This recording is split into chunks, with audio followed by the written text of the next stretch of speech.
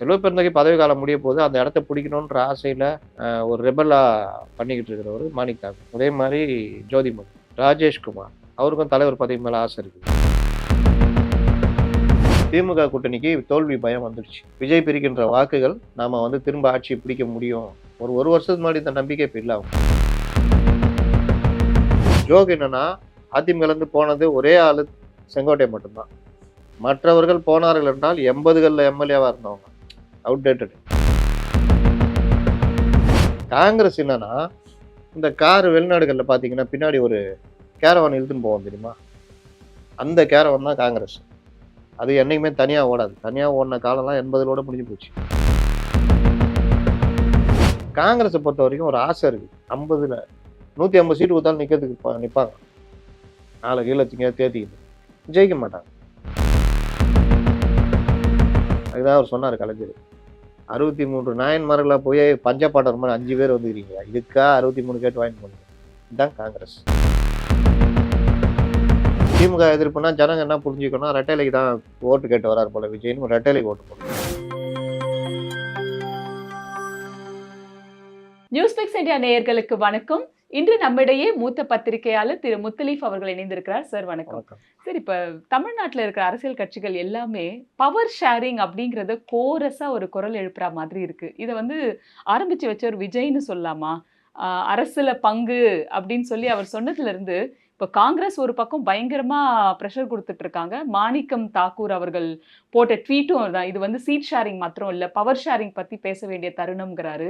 இங்க பிஜேபியில் அமித்ஷா அவர்கள் என்னன்னா என்டிஏ அரசு உருவாகும் அப்படிங்கிறாரு. அதுக்கு கவுண்டர் கொடுக்குற மாதிரி எடப்பாடி அவர்கள் அதிமுக அரசு தான் இருக்கும் அப்படிங்கிறாரு. இப்ப தினகரன் அவர்கள் உட்பட எல்லாருமே ஆட்சியில் பங்குங்கிற மாதிரி பேசுறாங்க. ஆனா 2 மேஜர் திராவிடியன் பார்ட்டிஸ் அவங்க அப்படி இல்லவே இல்லைங்கிற ஸ்டாண்டை மெயின்டைன் பண்றாங்க. இதை எப்படி பாக்குறீங்க சார்? ஆட்சியில் பங்கு அந்த கோரிக்கை இன்னைக்கு வரல. 67லயே சுதந்திரா கட்சி திமுகவோட கூட்டணி வச்சு, மாறுபட்ட கொள்கை கொண்ட 2 பேரும் கூட்டணி வச்சு, அன்னைக்கு எம்ஜிஆர் சுடப்பட்டது எல்லாம் சேர்ந்து அன்னைக்கு வெற்றி பெறும் பொழுது திமுக தனி பெரும்பான்மை வருது. அப்போ ராஜாஜி இவர்கள்லாம் கூட்டணி ஆட்சி இது பண்ணணும் அப்படின்னு கேட்கும்பொழுது அண்ணா மறுத்துடுறாரு. அதனால கூட்டணி ஆட்சின்ற கோரிக்கை இன்னைக்கு நேற்று வந்ததில்லை. 2வது 1980ல் எம்ஜிஆர் ஆட்சியை பார்லிமெண்ட் வெற்றிக்கு பிறகு 55% ஓட்டு இருக்கு. அதாவது காங்கிரஸுக்கு 33%, டிஎம்கே 22%. 80ல் பார்லிமெண்ட் தேர்தலில் அதிமுக 24-28% டோட்டலாக கூட்டணியோடு சேர்த்து. அப்படின்றப்போ ஆட்சியை கலைச்சிட்டா அடுத்து நம்ம தான் அப்படின்னு முடிவு பண்ணுறாரு கலைஞர். இது மாநில சுயாட்சி பேசினவர். இந்திரா காந்தி கலைச்சி விட்டுறாங்க. அதுக்கு பிறகு வர தேர்தலில் கூட்டணி மந்திரி சபை அப்படின்னு பாதி பிரிச்சுட்டு நிற்கிறாங்க. 117-117. யார் முதலமைச்சர்னு பிரச்சனை வந்துடுது. மூப்பனார் தான் முதலமைச்சரா அப்படின்ற மாதிரிலாம் வருது. உடனே கலைஞர் டெல்லியில் பேசுகிறாரு, என்னங்க இப்படி பண்ணுறீங்க அப்படின்னு. உடனே இந்திரா காந்தி, யார் ஜெயிச்சாலும் இப்போ நிதிஷ்குமார் எப்படி ஆகியிருக்காங்க அந்த மாதிரி கலைஞர் தான் முதலமைச்சர்னு சொல்கிறாங்க. ஆனால் எம்ஜிஆருடைய வலுவான பிரச்சாரம் இவங்க எண்ணத்தெல்லாம் தவிடுபொடி ஆக்கிடுது. 55%லாம் இல்லாமல் போகுது. எம்ஜிஆர் நல்ல பர்சன்டேஜில் ஜெயிக்கிறாரு, ஆட்சியை மீண்டும் தொடர்றாரு. கருணாநிதிக்கு மிகப்பெரிய அளவில் அது ஒரு பெரிய வருத்தம் தரக்கூடிய நிகழ்வு. ஏன்னா யாருக்கு எந்த அமைச்சர் பதவின்னு கூட பேசி பிரிச்சுக்கிட்டாங்க. ஆனால் நடந்தது வேற. முன்னிலும் மோசமான தோல்வியை திமுக தழுவியது. 48 இடங்கள் இந்த இடத்துல 37 இடங்களுக்கு வந்துட்டாங்க. 11 சீட்டு குறைஞ்சி போச்சு. அது ஒரு மோசமான தோல்வி. இது ஒரு இது. அப்போ கூட்டணி ஆட்சின்ற கோரிக்கை இன்னைக்கு நேற்று வந்ததில்லைன்றதுன்னு உதாரணம் சொல்கிறேன். 2006ல் ஒரு வாய்ப்பு கிடைச்சது காங்கிரஸுக்கு. தொங்கு சட்டசபை வந்தது. 93 தொகுதிகள் திமுகவும் மற்றவர்கள். அன்னைக்கு கலைஞர் மிக சாமர்த்தியமாக எல்லாருடைய ஆதரவை வாங்கிக்கிட்டு கூட்டணி ஆட்சி வராமல் பார்த்துட்டார். இவர்கள் பண்ணிட்டு இருந்தா அன்னைக்கு பண்ணியிருக்கணும். சார், அப்ப தேசிய அரசியல்ல காங்கிரஸோட நிலைப்பாடால இது நடக்கலன்னு சொன்னாங்க. அங்க இவர்கள் ஆதரிச்சதுனால அதை வச்சு மிரட்டி இங்க வராம பார்த்துட்டாரு. அது இல்லாம யார் காங்கிரஸ்காரங்க பேசுறாங்களோ அவங்களுக்கு என்னென்ன சலுகை பண்ண முடியுமோ அதெல்லாம் பண்ணி கொடுத்து முடிச்சு விட்டார். அதே ட்ரெண்ட் இப்ப வரைக்கும் தொடர்ந்துட்டு இருக்குல்ல சார்? அதற்கு பிறகு ஒன்றும் பெருசா தனி பெரும்பான்மை இல்லாமல் யாரும் போகல. அதிமுக எப்பொழுதுமே தனிப்பெரும்பான்மை வந்துடும், திமுக காலத்திலும் திமுக வந்துடும். அதனால திராவிட கட்சிகளை பொறுத்த வரையிலும் தனி பெரும்பான்மை வர்றது காரணத்தினால் தமிழக மக்களும் 2006 தவிர மற்ற எல்லா நேரத்துலையும் எந்த கட்சி ஜெயிச்சாலும் அந்த கட்சிக்கு தனி பெரும்பான்மை கொடுத்துட்றாங்க. அதனால இதுல வந்து அந்த பேச்சுக்கு இடம் வரல. இன்னொன்று கூட்டணியா இருக்கிற கட்சி எதிர்கட்சியா வந்துடுது. எப்போதோ சில நேரம் தான் அது தப்பாகும். அப்போ இது எங்களுக்குன்றப்போ நாங்கள் எங்கள் கொள்கையே இது, நாங்கள் யாருக்கும் தரமாட்டோன்ற மாதிரி தான் இருக்கிறாங்க. இதுக்கு பற்றி எதிர்த்து கேள்வி கேட்கறதுக்கும் இவர்களுக்கு யாருக்குமே திராணி இல்லை. இந்த கோரிக்கை அப்பப்போ லைட்டாக எழும், மறுபடியும் இதாகிடும். இப்போ சமீப காலமாக எந்த கட்சியும் தனித்து நின்று ஜெயிக்க முடியாதுன்ற ஒரு நிலைப்பாடு வந்துடுச்சு. நிறைய பேர் அதான் பேசிட்டு இருக்காங்க சார். ஆமா. தொங்கு சட்டசபை தான் வரப்போகுது அப்படிங்கிறாங்க. அதெல்லாம் வராது, வராதுன்றீங்களா? வராது. அப்போ தனிச்சு எந்த கட்சியும் வர முடியாதுன்னா கூட்டணியாக தான் நம்ம தேர்தலை சந்திக்கிறோம், அணியாக. அப்போ அணியாக சந்திக்கும் பொழுது இதை ஆரம்பிச்சுட்டு நம்ம இவரு ஆதவ அர்ஜுனா ஆட்சியில் பங்கு அதிகார பகிர்வு வேணும், ஏன் எங்களால் நீங்கள் ஜெயிக்கிறீங்க, உங்களால் நாங்கள் ஜெயிக்கிறோம், ஜெயிச்சு வந்த பிறகு நீங்கள் மட்டும் அதை அனுபவிக்கிறீங்களே எப்படி அப்படின்னு ஆதவ அர்ஜுனா விசிகால இருக்கும்போது ஆரம்பிச்சாரு. அதுக்கப்புறம் விஜய் நாங்கள் வந்தால் ஜெயிப்போம், ஜெயிச்சாலும் உங்களை நம்பி வரவங்களுக்கு ஆட்சியில் பங்கு கொடுப்போம்னு ஆரம்பிச்சாரு. அது வெடிக்க ஆரம்பிச்சது. அந்த நேரத்தில் தான் ஆதவ அர்ஜுனாலாம் இங்கே பேச ஆரம்பிச்சது. அப்போ இந்த மாதிரி கோரிக்கைகள் காங்கிரஸ்குள்ளே புகஞ்சிட்டு தான் இருக்குது. ஆனால் இப்போ அந்த கோரிக்கை யார் வைக்கிறாங்கன்றதான் நீங்கள் பார்க்கணும். செல்வ பெருந்தகை பதவி காலம் முடிய போது அந்த இடத்த பிடிக்கணுன்ற ஆசையில் ஒரு ரெபலாக பண்ணிக்கிட்டு இருக்கிறவர் மாணிக் தாக்கூர், அதே மாதிரி ஜோதிமணி, ராஜேஷ்குமார், அவருக்கும் தலைவர் பதவி மேலே ஆசை இருக்குது. இவர்கள் தான் இந்த பிரச்சனை கிளப்புறாங்க. இவர்களுக்கு இந்த KS அழகிரி போன்றவர்கள் ஆதரவு கொடுக்குறாங்க. ஆனால் செல்வ பெருந்தகையோ அந்த காங்கிரஸ் தலைமையோ திமுக விட்டு விலகலை அப்படின்ற ஒரு இதுவும் திமுகவோட தான் கூட்டணின்றதும் கொண்டு வராங்க. அவங்க கேட்கறது கூடுதலான தொகுதிகள் மட்டும்தான். நேற்று கூட ஒரு ஆங்கில பத்திரிகையில் 3 மந்திரி கேட்குறாங்க அப்படி இப்படின்னு பிரேக்கிங்லாம் போட்டாங்க. நான் விசாரித்த வரையிலும் காங்கிரஸ்குள்ளே அந்த எண்ணம் கிடையாது. 25 தொகுதிகளை தக்க வச்சுக்கணும், கூடுதலாக கிடைச்சா லாபம், அப்படிதான் அவங்க பார்க்குறாங்க. இன்னொன்று, இயல்பாகவே திமுக கூட்டணிக்கு தோல்வி பயம் வந்துடுச்சு. விஜய் பிரிக்கின்ற வாக்குகள் நாம் திரும்ப ஆட்சி பிடிக்க முடியும், ஒரு வருஷத்துக்கு முன்னாடி இந்த நம்பிக்கை இப்போ இல்லை அவங்களுக்கு. அப்போ நம்ம ஆட்சி திரும்ப பிடிக்க முடியாதுன்னு, இதில் திரும்ப பிடிக்க முடியாதவங்க எங்கே ஆட்சி பங்கு பேசுறது? அதனால் அந்த ஒரு பிரச்சனை ஓடுது. இன்னொரு பக்கம் இங்கே NDA பிஜேபி நீங்கள் பாருங்கள், கூட்டணி மந்திரி சபை இருந்தால் கூட தாங்கள் வாக்களித்தபடி யாருக்கு முதல்வரோ அந்த முதல்வர் பதவி கொடுக்கறதுல பிஜேபி ரெடியாக இருக்கும். கூட்டணி மந்திரி சபை அமைக்கிறதுக்கு ட்ரை பண்ணுவாங்க. அங்கெல்லாம் எப்படி பிரச்சனைனா, தனி பெரும்பான்மை இல்லாமல் சேர்ந்துருக்கிறதுல கூட்டணி மந்திரி சபை. நீங்கள் இவரு தனி பெரும்பான்மையோடு வந்துட்டார் சந்திரபாபு நாயுடு. ஆனாலும் பவன் கல்யாணுக்கெல்லாம் அவர் கொடுத்தாரு சொன்னபடி. அந்த மாதிரி இங்கே எந்த பேச்சுகளும் எழவில்லை. இவர்கள் அதுக்கு 2 திராவிட கட்சிகளும் ஒத்துக்க மாட்டாங்க.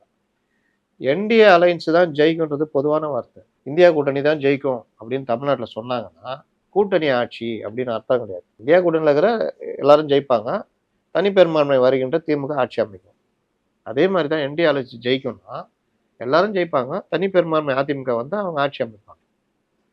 இதில் ஒருவேளை பெரும்பான்மை கிடைக்காம எல்லாரும் சேர்ந்து இது பண்ணுற மாதிரி இருந்தால் அன்னைக்கு கண்டிப்பாக கூட்டணி ஆட்சி தான். அதனால இதில் குழப்பமே வேணாம். இவர்கள் எப்படின்னா டீகோடு ஜெர்னலிசமாக மாறி போச்சு. இப்போ ஜெர்னலிசம் எல்லாமே டீகோட் ஜெர்னலிசமாக மாறி போச்சு. அதனால எது சொன்னாலும் அதில் எதையாவது நோண்டி எடுத்துக்கிட்டு அதை எடுத்து போட்டால் அது பேஜ் வியூவாக போதா, அது பின்னாடி ஓடுறது. ஒருத்தர் போட்டாருன்னா அது பின்னாடி 10 பேர் ஓடுறது. நான் ஏன்டா அது பின்னாடி ஓடணும்னு யாரும் கேட்க மாட்டேங்கிறாங்க. அதில் ஒன்று தான் அங்கே அமித்ஷா பேசுகிறாரு, எடப்பாடி கலந்துக்கல, 50 சீட்டு கேட்டார், கோச்சிக்கிட்டாருனால போகல. ஏங்க இவருக்கு ஆல்ரெடி ஃபிக்ஸடு இங்கே வீரபாண்டியில் இவர் பேசுறது. அவங்க கட்சி தலைவருடைய பிரச்சார பயணம் நிறைவு விழாக்கு வராரு.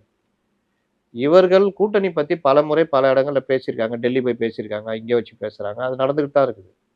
அப்படி இருக்கும்போது அமித்ஷா தான் இங்கே வாங்க எடப்பாடி 50 சீட்டு அப்படின்னோன்னா நான் தரமாட்டேன், நான் வரல அவங்க கூட்டத்துக்கு அப்படின்னு பேசுகிற மாதிரி குழந்தைத்தனமாக ஒரு கருத்தை உருவாக்குறாங்க, எழுதுறாங்க.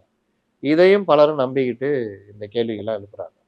NDA அலைன்ஸ் அவர் சொன்னார், இவர் மீண்டும் அதிமுக ஆட்சி வருவது எந்த கொம்பனாலையும் தடுக்க முடியாது அப்படின்னு சொல்கிறது எடப்பாடி அமித்ஷா கொடுக்குற பதில் அப்படின்னு டீகோட் பண்ணுறாங்க. இங்கே இன்னொன்று பார்த்தீங்கன்னா, பெரிய பிரச்சனை ADMK கூட்டணிக்குள்ளே இருக்கிற மாதிரி ஒரு கருத்தை காமிச்சிக்கிட்டே இருக்கிறாங்க. இன்னொன்று, அதிமுகவில் இருந்து பலரும் விலகி தாவேகாக்கு போற மாதிரியும் ஒரு கருத்தை காமிக்கிறாங்க. ஜோக் என்னன்னா, அதிமுகல இருந்து போனது ஒரே ஆளு செங்கோட்டையன் மட்டும்தான். மற்றவர்கள் போனார்கள் என்றால் 80களில் எம்எல்ஏவா இருந்தவங்க, அவுடேட்டட் எக்ஸ்பைரி பார்ட்டிங்க. அவங்கள செங்கோட்டைய பழக்கத்தை வச்சு உலகம். ஏன்னா அவங்களுக்கு எந்த காலத்துலயும் இனி நம்ம லைம் லைட்டுக்கு வர முடியும்னு இது கிடையாது. ஏன்னா அடுத்தடுத்து தலைவர்கள் வந்துட்டாங்க. நம்ம 80ல இருந்தோம், இப்போ சும்மா வீட்டில் உட்காந்துருக்கோம். ஏதாவது கூட்டம் போட்டால் பழைய மரியாதைக்கு கூப்பிடுறாங்க அப்படின்னு. அப்போ அவங்கள கூப்பிட்டு நீ வந்து சேரு அப்படின்னா அவன் தாராளமாக இங்கே வந்து சேருவான். இங்கேயும் அதான் நடக்க போகுதுன்னு வச்சுக்கோங்க. ஆனால் அதிமுகவிலிருந்து முன்னாள் எம்எல்ஏ இந்த கட்சிக்கு வந்தாருன்னு ஒரு தோட்டம் தான். அதை இங்கே ஊடகங்கள் எடுத்துக்கிட்டு இவர் போயிட்டார். இன்னைக்கு தான் ஒரே ஒருத்தர் இப்போ இருக்கிற கரண்ட் அரசியல் இவர் போயிருக்காரு. சதீஷ்குமார்னு ஒருத்தர், ஐடி விங்கு கோவை மாவட்ட தலைவர். ஐடி விங்குக்கெல்லாம் தலைவராக போடுறாங்கன்னா அவங்களாம் போகிறாங்கன்னா பார்த்துங்க. ஐடி விங்கெலாம் ஒரு மேட்டரே கிடையாது. கம்ப்யூட்டர் ஆப்ரேட் பண்ண தெரியுமா, ஐடி விங்கு நீ தலைவர், அது தலைவர்னு அவருக்கு ஏதோ ஒரு இது போயிட்டாரு. இப்படி தான் தலைவர்கள்னு பார்த்தா யாரும் அதிமுக வந்து போல. முன்னாள் அதிமுக எம்எல்ஏ ஜேசிடி பிரபாகரன் தாவேகாவில் இணைந்தார். யாருப்பா ஜேசிடி பிரபாகரன்? எந்த முன்னாள் எம்எல்ஏ? ஆமாம், அவர் ஓபிஎஸ் அணியில இருக்காரு. சார் அதிமுகவில் முன்னாள் எம்எல்ஏ இல்லை, ஓபிஎஸ் அணியிலேருந்து போனார்னா நீ சொல்லணும். அதிமுக முன்னாள் எம்எல்ஏன்னு போடுறேன்னா அதோடைய அர்த்தமே மாறுது இல்லை. அந்த வேலையே பண்ணிக்கிட்டு இருக்கிறாங்க.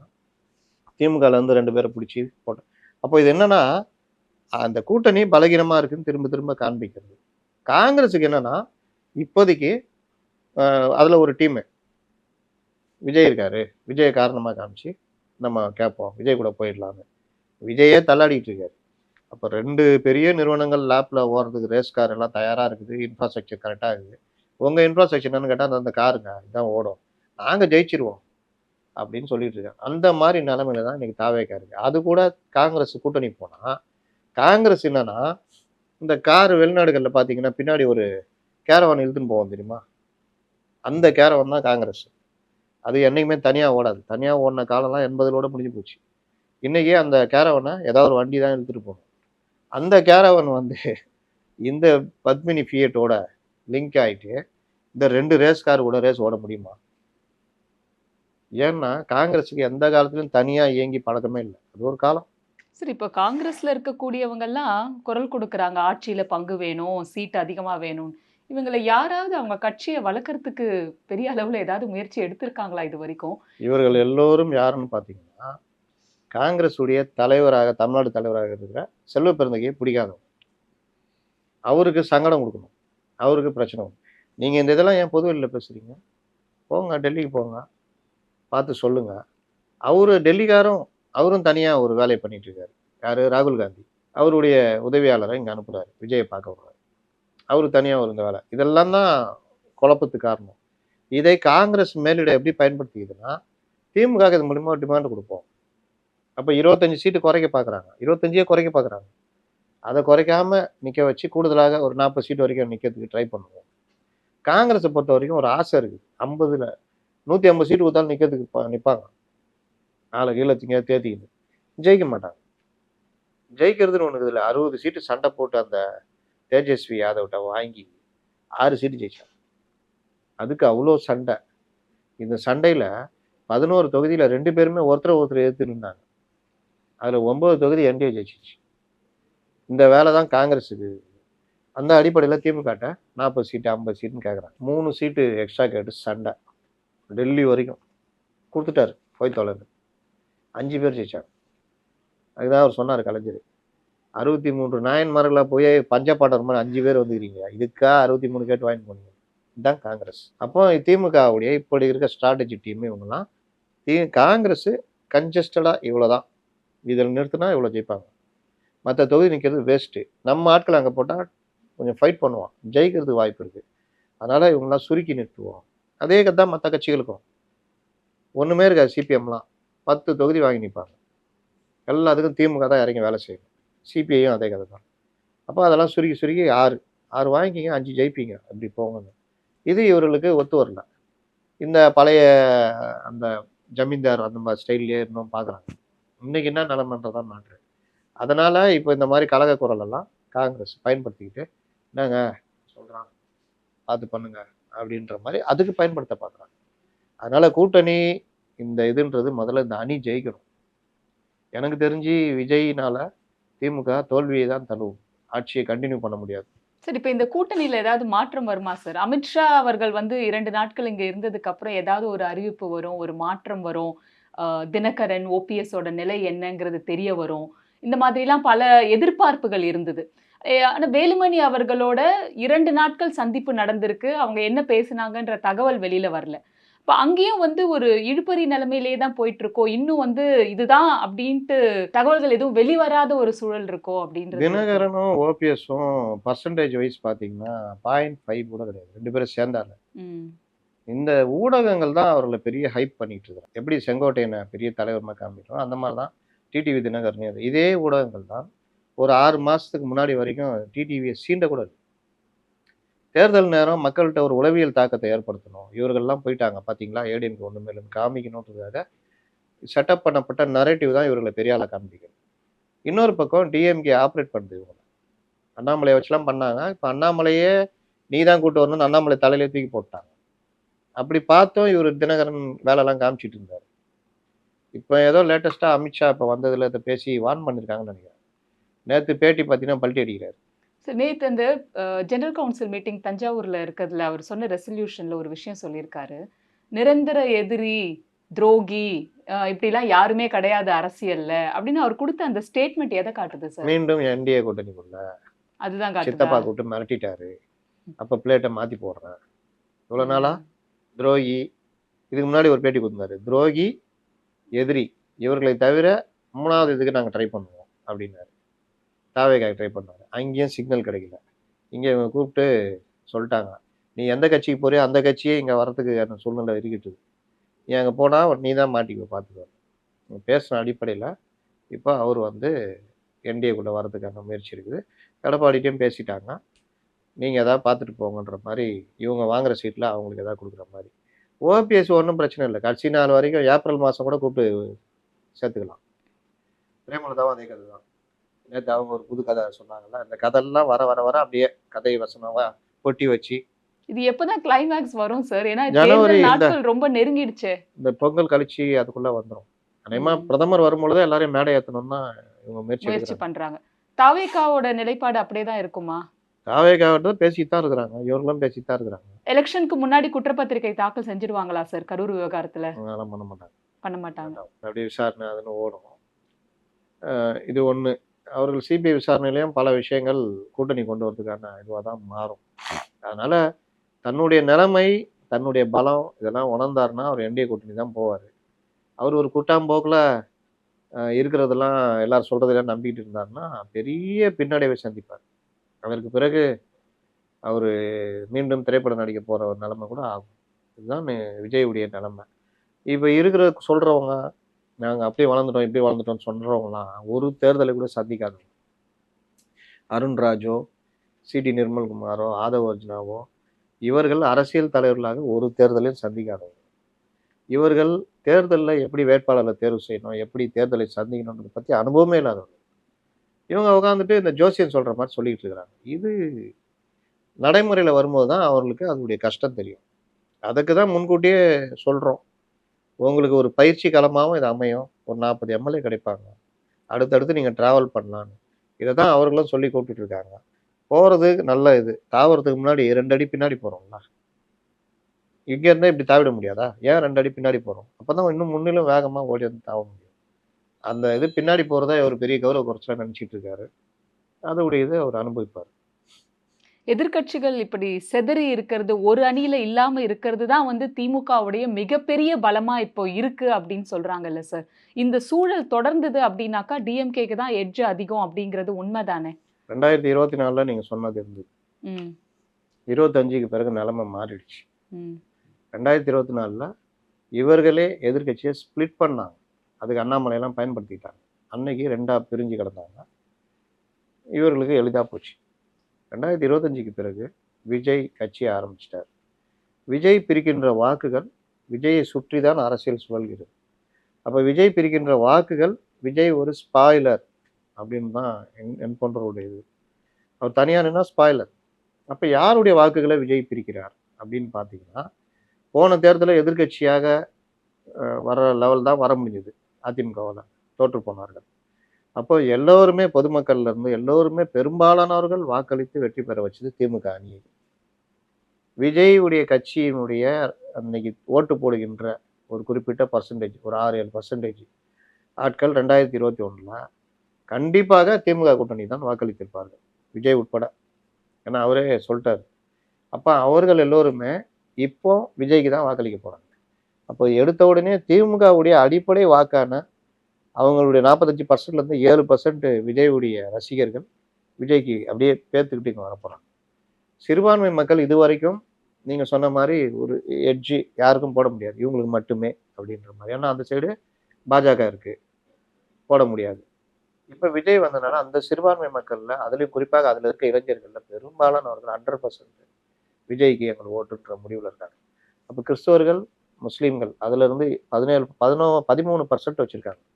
அந்த 13%ல ஒரு 6% வந்தாலும் 6-7-13% திமுகவுடைய ஓட்டை விஜய் பிரிக்கிறார். இன்னொன்று பட்டியலின இளைஞர்கள், அந்த விசிகா, காங்கிரஸ், திமுகவில் இருக்கிறவர்கள், அதுலேயும் ஒரு குறிப்பிட்ட சதவீதம். அப்படி பார்த்தீங்கன்னா 13 ஒரு 5ன்னு வச்சுன்னா 18% திமுகவிலிருந்து பெயர்த்து எடுக்கிறார்.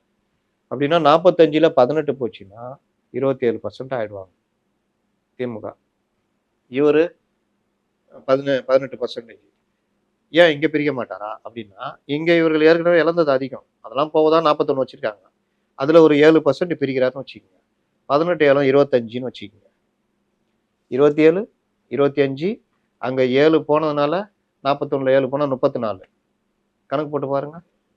லாஸ்ட்ல ஃபர்ஸ்ட் அந்த பலன் இவர் மக்கள் நல கூட்டணி 2.0 பிரிக்கின்ற வாக்குகளால் என்டிஏ கூட்டணி ஜெயிப்பதற்கான வாய்ப்புகள் அதிகம். சார், லயோலா கல்லூரியுடைய முன்னாள் மாணவர்கள் நடத்திய கருத்து கணிப்பு பத்தி நீங்க என்ன நினைக்கிறீங்க சார்? இன்னும் 100 வருஷத்துக்கு வருவாங்க. லயோலா கல்லூரி முன்னாள் மாணவர் ஊட்டினே வருவாங்க. லயோலா கல்லூரினால திமுக ஆதரவு இதுன்றது எல்லாருக்குமே தெரியும். முன்னாள் மாணவர்கள் அந்த கல்லூரிக்கு இதுக்கும் சம்பந்தம் இல்லை அப்படிங்கிறதையும் சொல்றாங்கல்ல. அதுதான் சொல்றேன். அண்ட் அவங்களுடைய கணிப்பு தவறாவும் போயிருக்குல்ல இதுக்கு முன்னாடி. படு தவறா போயிருக்கு. அந்த ஒரு திருநாவுக்கரசன் ஒருத்தர் பேசுறாரு, இதை எடுத்துட்டு அவர் குரூப்லாம் ஆரம்பிச்சு எல்லாரையும் போட்டுலாம் வச்சிருந்தாரு. அவர் பார்த்தீங்கன்னா போன பார்லிமெண்ட் தேர்தலில் அவர் ஃபுல்லாகவே அண்ணாமலை ஒர்க் பண்ணியிருந்தார். அண்ணாமலை அதிக வாக்குகள் வித்தியாசத்தில் ஜெயிச்சு எம்பி ஆகுறாரு. அப்படி ஜெயிக்கலைன்னா நான் கருத்து கணிப்பு எடுக்கிறதே விட்டுடுறேன் அப்படின்ட்டாப்ல. அண்ணாமலை எம்பி ஆனார். இப்போ அவர் கருத்து கணிப்பு தான் வெளியிட்டு இருக்காரு. அதில் இவர் எங்கே போய் எடுத்தார், என்ன சாம்பிள் எடுத்தாங்க, எதாவது சொல்லணும்ல. நாங்கள் இத்தனை மாவட்டத்தில் எடுத்தோம், ஒவ்வொரு தொகுதியிலும் இத்தனை சாம்பிள் எடுத்தோம், அதில் இளைஞர்கள் இப்படி சொன்னாங்க அப்படி சொன்னாங்க, எதுவுமே கிடையாது. அவரை பற்றி விசாரிக்கும் பொழுது பெரிய அளவில் தான் கிடையாது, அவர் இப்படி தான் பண்ணுவார், அவர் வேலையே இதுதான், இந்த தேர்தல் நேரத்தில் பண்ணிவிட்டு எங்கேயாவது சேர்ந்துக்கிட்டு பண்ண முடியுமான்னு பார்ப்பாரு அப்படின்னு. இப்படி தான் இவர்கள்லாம் தங்களை ஸ்ட்ராட்டஜிஸ்டாக சொல்லிக்கிட்டு வர்றாங்க. இயல்பு நிலைமை என்னன்னு பார்த்தீங்கன்னா, இப்போ நான் சொன்னது தான், 45% கூட்டணி பலத்தோடு இருந்துச்சு திமுக. இவர்கள் 41%ல இருந்தாங்க. 39 பார்லிமெண்ட் எலெக்ஷனில் 41 வந்துட்டாங்க. அப்போ இந்த பலம், இந்த பலகீனத்துக்கு நடுவில் விஜய் கட்சியை ஆரம்பித்த பிறகு இவர் 2 சைட்லேருந்து தான் ஓட்டை பிரிக்கிறார். அப்படி பிரிக்கும் பொழுது நீங்கள் யாருக்கு அதிக சேதாரம் அப்படின்றப்போ, யாருக்கு குறைஞ்ச சேதாரமோ அவர்கள் ஆதாயம் அடைகிறாங்க. இதில் என்ன பெரிய கருத்து கணிப்பு? நீங்கள் இதை தாண்டிலாம் பெருசாக நீங்கள் விஜய் யோசிக்க முடியாது. ஏன்னா விஜய் கட்சி ஆரம்பித்து இந்த ரசிகர்கள், இந்த ஜனநாயகம் படம் இப்படி ஊட்டின்னு இருக்காரு. பெரிய அளவில் ஒரு அரசியல் பிரச்சார பயணமோ இல்லாட்டி வேற ஏதாவது பண்ணியிருக்காருன்னா நீங்கள் நாளுக்கு நாள் ஆதரவு கூடுதுன்னு சொல்லலாம். எதுவுமே இல்லையே. இந்த தேர் திருவிழாவில் சாமி வருமே, ஆடிக்கு ஒரு தடவை அமாவாசைக்கு ஒரு தடவைன்னு சொல்லுவாங்க, அது மாதிரி எப்போ ஒரு தடவை வெளியில் வந்துட்டு போகிறீங்க. அதனால் பெரிய மாற்றங்களும் வராது. சின்னத்தை கொண்டு போய் சேர்க்கணும். 2வது எம்ஜிஆரை கூப்பிட்டு போகிறாரு. எம்ஜிஆர் திமுக எதிர்ப்புனா ஜனங்க என்ன புரிஞ்சுக்கணும், ரெட்டைலைக்கு தான் ஓட்டு கேட்டு வராரு போல விஜய்னு ஒரு ரெட்டைலைக்கு ஓட்டு போடும். அந்த மாதிரி பிரச்சனையும் இருக்குது. மக்கள் பிரச்சனை எதுவுமே இவர் பேசுறதில்லை. அதனால இவர் பெரிய வெற்றியாக ஆட்சி பிடிக்கிற அளவுக்கு மாறுவார்ன்றதும் நடக்காது. இன்னொன்று, 2016க்கு பிறகு தனிப்பட்ட கட்சி ஒன்று தேர்தலில் ஆட்சியை தனியாக நின்று பிடிக்குன்றதுக்கு சாத்தியக்கூறுகளே இல்லை. 234 தொகுதியிலும் பலமான வேட்பாளர்கள், தளபதிகள், இந்த தொகுதினா இவர் தான்ப்பா வெயிட்டுப்பா அப்படின்ற மாதிரி. அப்படிலாம் பார்த்தீங்கன்னா ஒரு 10 தொகுதி நீங்கள் தாவேக்காக எடுக்கலாம், மீதி கிடையவே கிடையாது. அதனால தான் சொல்கிறேன், இவர் ஒரு ஸ்பாய்லராக இருப்பார். இவர் பண்ணுற அந்த ஸ்பாய்லர் வேலை திமுகவை பாதிக்கும். அதிமுக என்டிஏ கூட்டணிக்கு அது சாதகமாக அமையும். என்டிஏ கூட்டணியில் இவர்கள் இன்னும் இணங்கலே தவிர இவர்கள் இங்கே தான் போவாங்கன்றது எல்லாருக்குமே தெரியும். அப்ப அன்புமணி ராமதாஸ் எங்க போவாரு? பிரேமலதா எங்க போவாங்க? அதனால அங்கதான் போவாங்க. அதுக்கு கொஞ்சம் டிமாண்ட் பண்ணி அதுக்கு தான் 9ஆம் தேதி அறிவிப்பேன். என்னம்மா உங்க பிரச்சனை சொல்லுங்க. எங்களுக்கு இப்படிலாம் வேணும். சரி வாங்க. இப்படிதான் போட்டி வைப்பாங்களாம். மாவட்ட சில கருத்துலாம் கேட்பாங்களாம். யாரையுமே கேட்காம கொண்டு போய் திடீர்னு ஒரு நாள் கையெழுத்து போட்டீங்கல்ல. 2014லயும் 19லயும். நீ திமுக கூட நீங்க வந்திருக்கலாமே. அப்பலாம் கருத்தா கேட்டாங்க. இந்த உருட்டுலாம் உருட்டுவாங்க. இதெல்லாம் இந்த சின்ன கட்சிகள் தன்னுடைய டிமாண்டுக்காக பண்றது. இன்னொரு 1 மாதத்துக்குள்ள கூட்டணி நிலவரங்கள் தெளிவா தெரியும் நம்பலாம்ல இந்த சார்? மாதம் எண்டுக்குள்ளேயே தெரிஞ்சிடும். தெரிஞ்சிரும். பல தகவல்கள் பகிர்ந்துக்கிட்டீங்க. நன்றி. மீண்டும் வேறொரு தலைப்போடு சந்திக்கலாம்.